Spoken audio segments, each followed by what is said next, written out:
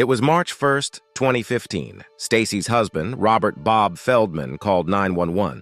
His story? He had been out with the children for a church event. Upon returning around 3 p.m., he found Stacy unconscious in the shower, the water still running. To the paramedics, it looked like an accidental death, perhaps a fall. But to Stacy's family and to one seasoned detective, something didn't add up. The initial impression at the scene wasn't that of a struggle. There was no forced entry, no obvious signs of violence. Bob Feldman claimed that Stacy, 44, had pre-existing health issues and that the night before she had consumed edible cannabis and alcohol. His subtle suggestion? Perhaps a combination of medical factors and intoxication led to a fatal accident. But Bob acted strangely. While visibly distraught, he interfered with the paramedics' work, forcing officers to remove him from the room. And there were irregularities on Stacy's body. The autopsy revealed numerous contusions and abrasions all over Stacy's body, but no single injury that appeared serious enough to be the cause of death. Bob Feldman explained that these injuries occurred while he was pulling her out of the tub and attempting cardiopulmonary resuscitation, CPR. The justification seemed reasonable. While the family mourned, Bob Feldman showed a shocking indifference. He rushed the cremation, talked about finances, and in weeks, not months, weeks, was back on dating apps, hunting for the next victim under a new fake name. It was frightening. My sister was healthy. She exercised. She had no history. And him? Acting like nothing happened. I knew. Deep down, I knew Bob had done something, said Susan Ullman, the victim's sister. To understand the tragedy, we need to go back a few years. Stacy Feldman grew up in Indiana, the beloved youngest sister, the life of the party, the one who wore pink and dreamed of being a wife and mother above all else. We were inseparable, and she was special. She had a huge heart, dedicated to the community, but time was passing. She saw her friends getting married, and for someone who always dreamed of building a family, the pressure was real, said her sister, Susan Ullman. Then Robert Feldman, or Bob, entered the picture. 14 years older, charming, charismatic. He seemed to be the answer to her dreams. The marriage in 2005 was the fairy tale she expected. The couple moved to the Denver suburbs and soon the children came. The facade was complete. But behind closed doors, Stacy's castle was crumbling. Bob was a failed salesman and a parasite, unable to support the family. Stacy's dream of being a stay-at-home mom was replaced by the need to work for an NGO. And there was the control.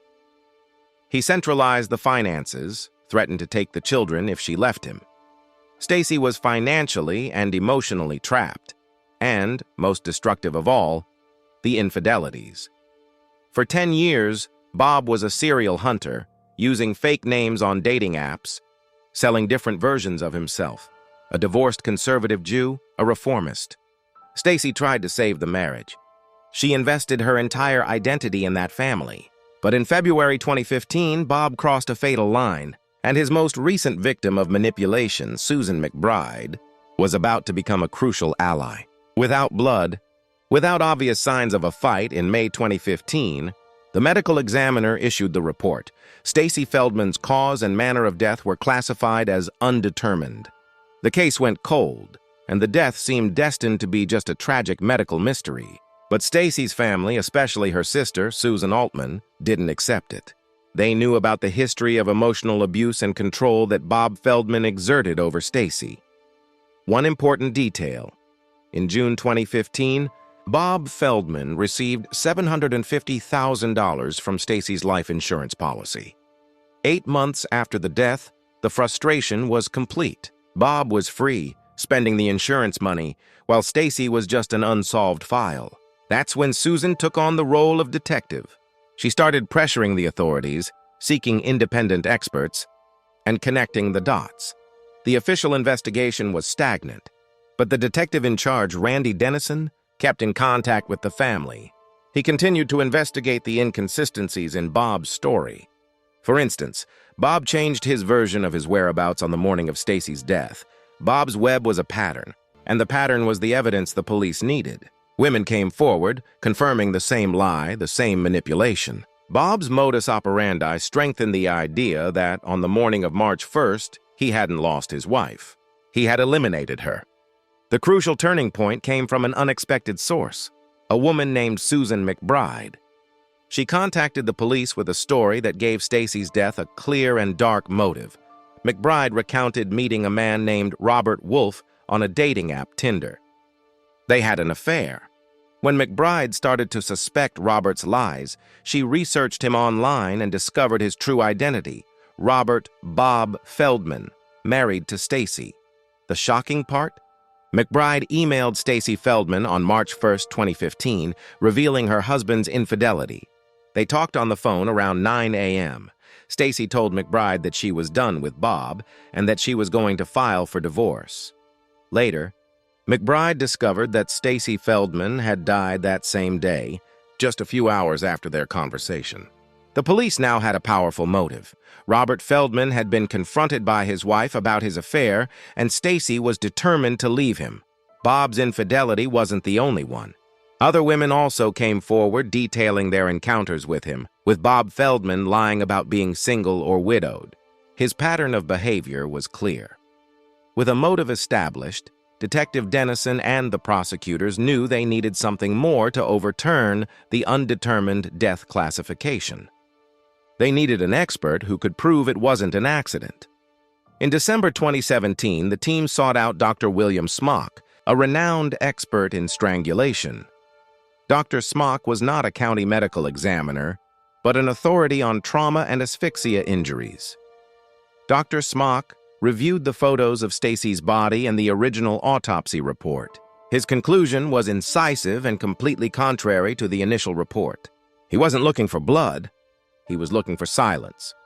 Dr. Smock determined that Stacy Feldman was a victim of asphyxia and/or suffocation, resulting from an assault that included blunt force trauma, strangulation, and suffocation. He noted injuries on the neck and hemorrhages that were consistent with strangulation, and that could not have been caused by a simple fall in the shower or even the attempt at CPR. Her body was not in the natural position of someone who passes out and falls. It was a staging, the set of injuries, the absence of natural causes. The conclusion was undeniable. Stacy Feldman was murdered, said Dr. William Smock. The theory: Stacy confronted Bob about the Tinder affair. An argument escalated into brutal violence. Bob Feldman beat Stacy and then strangled or suffocated her, staging the scene to look like an accidental death in the shower. The running water, the spilled products, everything was part of a staging to cover up a murder. With Dr. Smock's opinion, the undetermined death case was reopened as a homicide. The timeline was clear: infidelity discovered, decision to divorce, death. The motive? Fear of losing everything. Finally, in February 2018, more than 3 years after Stacy's death, Robert Feldman was arrested and charged with first-degree murder. The path to trial was long and fraught with delays, including the COVID-19 pandemic. Bob Feldman was on house arrest, living his life, dating women, while Stacy's family awaited justice. For Susan, the torture continued. Years of fighting, years of knowing my sister's killer was free, with my nieces. But I was sure justice would come, said Susan Ullman. The trial finally began in April 2022, 7 years after Stacy's death. The prosecution presented a case that linked the motive, the revelation of infidelity, and the impending divorce filing to Dr. Smock's forensic evidence, which pointed to strangulation. The prosecution painted the devastating portrait of a controlling and unfaithful husband who saw his wife as a financial obstacle. The key witness, Susan McBride, gave her detailed testimony about the affair and the conversation with Stacy. Dr. Smock explained Stacy's injuries, dismantling the accident narrative. Perhaps the most painful testimony was that of the couple's daughter, a teenager who described the loving mother and the void left by the loss.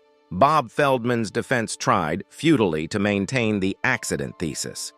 They brought their own experts who claimed the injuries were, in fact, consistent with CPR and that the cause of death was undefined. They argued that Stacy had a history of frail health, and that the accusation was based on gossip and rumors, the infidelity case, and not on concrete evidence of homicide. But it was too late. Bob Feldman's web of lies, which extended through years of betrayal, had finally wrapped around his neck. The prosecutor successfully made the jury see the big picture: the lie about the cause of death, the staging of the scene, and the powerful motive. In the closing arguments, the prosecution said, "Stacy Feldman cannot tell you what happened that day, but her body can. And what it tells you is that she suffered a long, protracted, and horrific beating." The jury deliberated, unanimously, for less than 3 hours. The verdict: guilty. Guilty of first-degree murder. Robert Feldman was immediately sentenced to life in prison without the possibility of parole. 7 years of fighting. But today, finally, Stacy can rest in peace. She is remembered not by the way she died, but by the way she lived, with joy, love, dedication. "And that is what we will champion," said the sister. Susan Ullman, Stacy's mother, Dorothy Malman, spoke in court. "All of this is because you couldn't keep your zipper up and agree to the divorce Stacy wanted. You are evil." The Stacy Feldman case became a testament to the power of perseverance. When the initial forensic science failed, it was the family's intuition and the tenacity of a detective, supported by an external expert, that unraveled a murder that was meticulously disguised as an accident. Stacy's death reminds us that not all undetermined deaths are accidents.